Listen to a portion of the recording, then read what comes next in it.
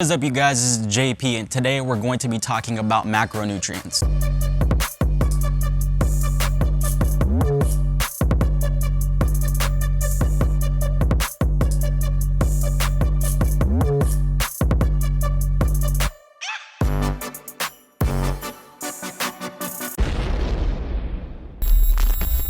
One of the most important aspects to reaching a goal in regards to weight management or nutrition is going to be making things easier for the person trying to reach that goal, aka adherence. If you can't adhere to a diet or some sort of eating plan, then there's no point in doing it.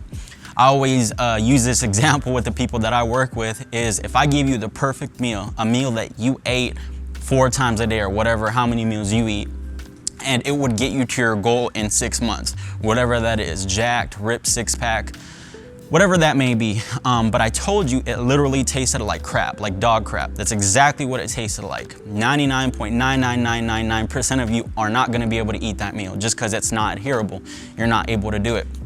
Now, that's an extreme example, but a lot of people do things all the time that they're not going to be able to sustain over the long term. They try to do it, they struggle doing it for 2, 3, 4 weeks, and then they fall off and then they go back to old habits. Of course, there's gonna be some discipline needed, but discipline and trying hard and willpower are all finite resources. At some point, you need to stop trying to work harder and you just need to work smarter, as cliche and corny as that might sound. But with nutrition, one of the things that I see people focus on all the time is macronutrients. They're always talking about macros, they're trying to plan macros, and it's just an overemphasis on macronutrients. And again, there might be certain demographics or certain types of people who need to do that. Bodybuilders, prepping for a show. If you're a power lifter, maybe not so much on certain macros, but you probably need to be a little bit more fine-tuned. But again, maybe not so much for power lifters, but you get the point. There are certain people who need to do that. But most of you watching this aren't someone, you're not a bodybuilder prepping for a show, nor are you a power lifter prepping for competition, but you might be focusing on macronutrients.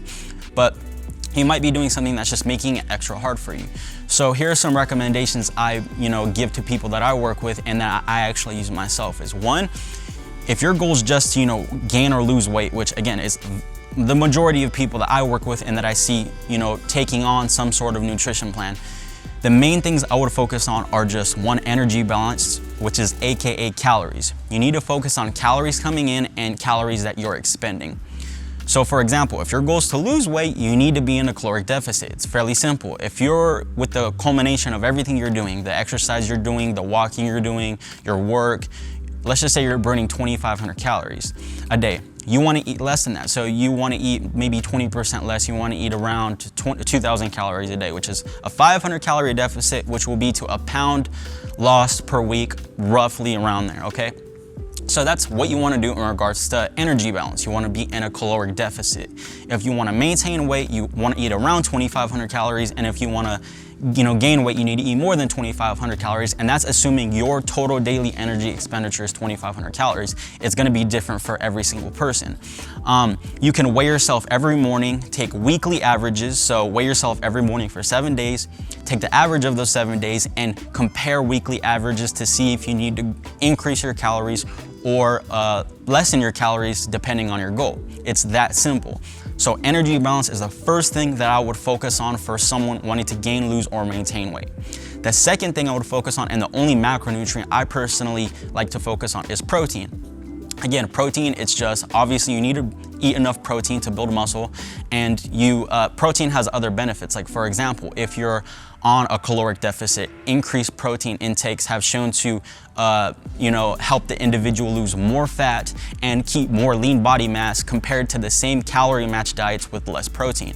So again, having increased protein on a cut is very beneficial. And even if you're not on a cut, if you're not taking in enough protein, then that could be something that could be hurting your gains in the long run. And personally, from my experience and working with people, I've caught people eating some meals, 1-2 meals, where they're getting in no protein. I feel like it's just that macronutrient that's kind of hard to hit for some individuals. I'll have some people, they'll say, okay, I ate a bowl of cereal this morning. And depending on whatever milk they use, almond milk or regular milk, and the cereal they use, that meal might only come to like 12, 13, 14, 15 grams of protein. You got to think if they're only eating 3 meals a day, That's one of their meals. They have a second meal that's not getting that much protein. And let's just say one of their meals has a lot of protein in it. Their total, daily protein intake might only be like 60 grams of protein. If there's someone who's working out 5 times per week and it's hard workouts, that's just not enough protein, and I've seen that before. It's not everyone, but I have seen that before. So that's another reason why I think focusing on protein is good.